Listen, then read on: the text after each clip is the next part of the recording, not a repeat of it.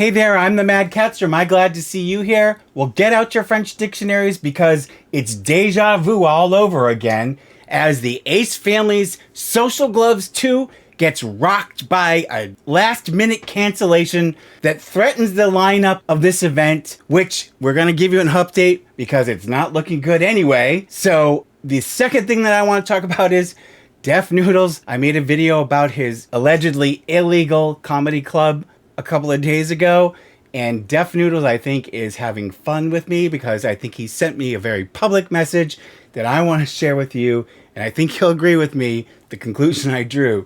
So there's plenty to talk about. Let's get into it.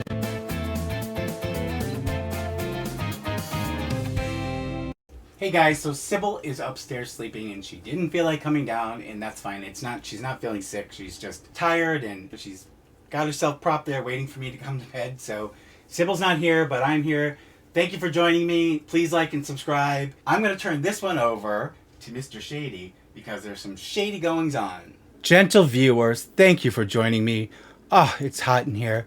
Catherine McBroom helps keep me cool through the magic of her crystals, and my makeup doesn't run when she's with me. So, anyways, I want to talk to you guys about the breaking news today that Austin McBroom's event, which was not looking so good, Social Gloves 2, booked at the Bank of California Arena, had one person that had to pull out today, and this isn't due to injuries, and Mr. Shady wants to tell you how embarrassing is this, okay?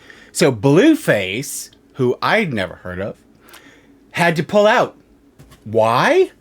At first I thought, well, because he's not getting paid, but that's not the reason. The reason is he hasn't been approved for a professional boxing license from the California Commission yet.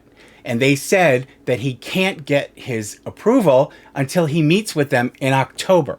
Okay, so here's a question for you people.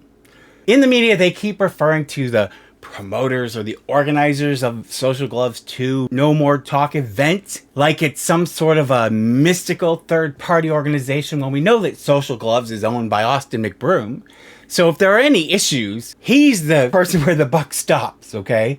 So this is just another example of how rash and how rushed Austin McBroom is with all of the events that he plans, okay?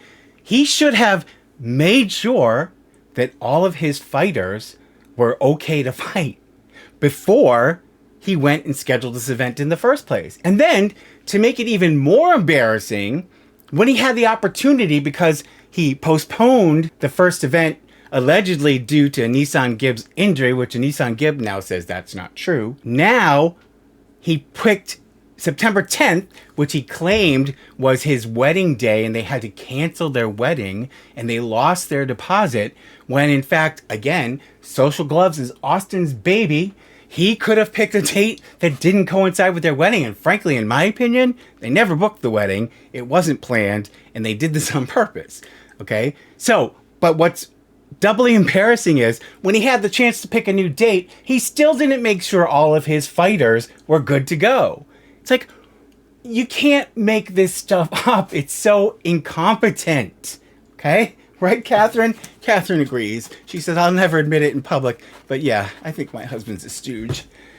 Anyways, so now he's scrambling to find a replacement, it says. Well, it's like 3 days before the fight. Who the hell are you going to find? Maybe Kathy can step in. Right, Dolores? You want to step in and fight? Who was he fighting?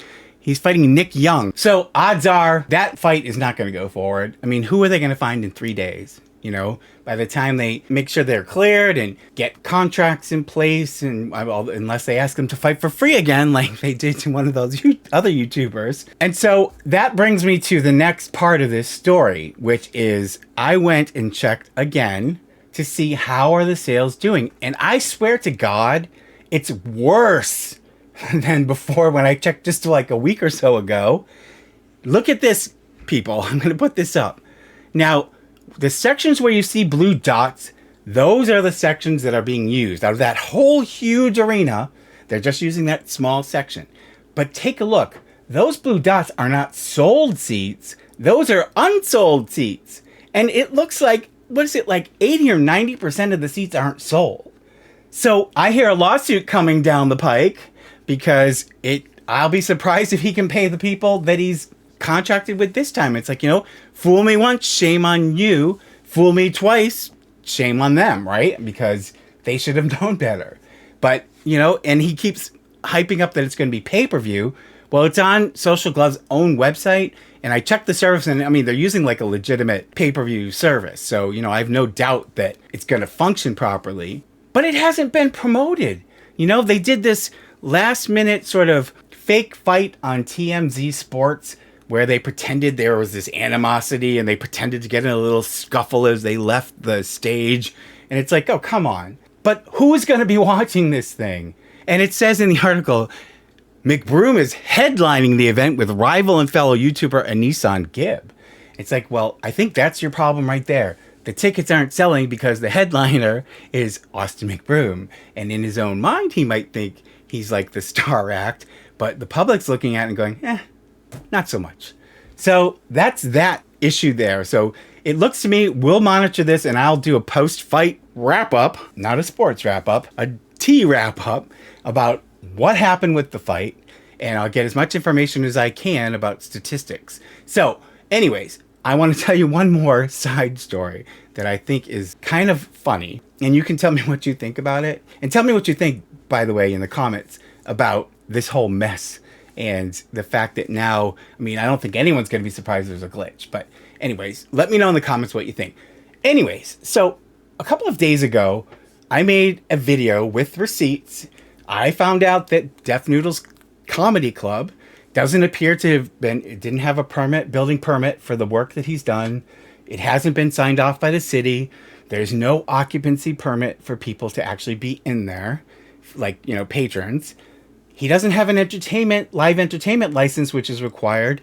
There's no tax record. And I'm going to put up 2 additional receipts that I didn't have in the first video. In the first video, I had confirmed that there was no entertainment license and the fact that the business wasn't registered. But I had the state of California actually send me a written response so that I had it in writing. And here that is. Then, after you see that, where they say they could find no records about it, and they looked by address and they looked by Dennis's name. So you can see here, I'm going to put this up. It clearly states there's no certificate of occupancy on file. And not only is he opening this club and done this construction, but he's changing the use of the building from office space to a live entertainment venue. So that in itself, there are a whole host of other requirements and things like, there has to be a fire marshal inspection to determine whether all the safety precautions are in place and to determine what the maximum capacity can be for the venue. And, none of that I'm sure has been done because he doesn't even have his permits from the city. Anyway, so here's the funny part. So the title of my video, and I'll put the thumbnail up here, was Deaf Noodles Running an Illegal Comedy Club.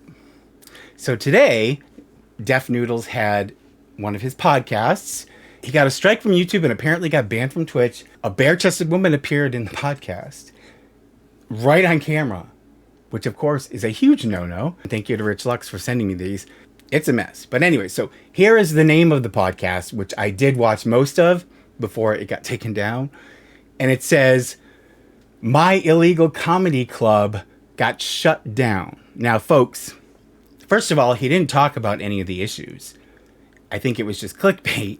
But the wording of that, the fact that he said, My Illegal Comedy Club Got Shut Down, I swear to God, and I know he has seen my stuff before, I feel like that's a direct message to me that he saw it and he's basically giving me the finger. He's parroting back to me the title of my video with that title. And again, it was just clickbait. He didn't talk about any of that. I got your message, Dennis, but I don't know. I still want you to address these issues. Tell me what you think down below, guys. I'm interested in your opinions. Let me know if you have a video idea. Here's my email address, catstertips@gmail.com. I don't have a package to open up today. This is just sort of an impromptu update, but thank you to all of our supporters. We really appreciate you. Please keep coming back, like and subscribe, and share the video if you can. Let's keep growing. Take care of yourselves, and I will see you in the next one.